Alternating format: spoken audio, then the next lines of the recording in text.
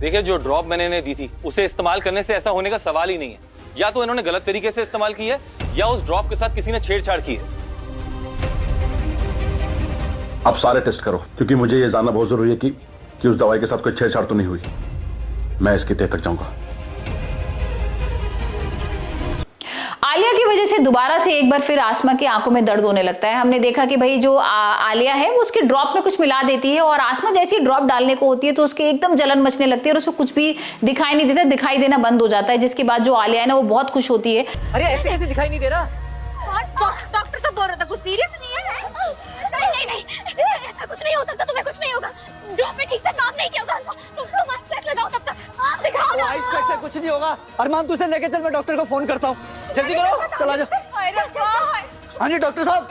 और अरमान भागता भागता आता है, उसको हॉस्पिटल लेके जाता है। और यहाँ पर भी डॉक्टर्स भी बोलते हैं कि हमने आपको पहले वार्निंग दी थी ना कि इसकी आंखों का ध्यान रखिएगा। पहले भी प्रॉब्लम हो चुकी है। किस तरीके से हमने देखा था ना कि जो राजा खाना बना रहा होता है, यहाँ पर आलिया बोलती है बनाने के लिए और आसमा आ जाती है और आसमा के ऊपर गर्म तेल डल जाता है।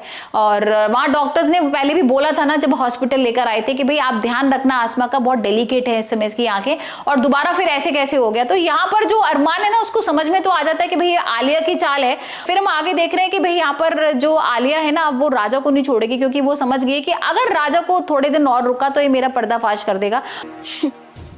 जैसे तुझसे तेरी आंखें छीन ली, ठीक वैसे ही मैं तुझसे मेरा अरमान भी छीन लूंगी और तू बस देखती रह जाएगी। अरे नहीं, पर तू देखेगी कैसे?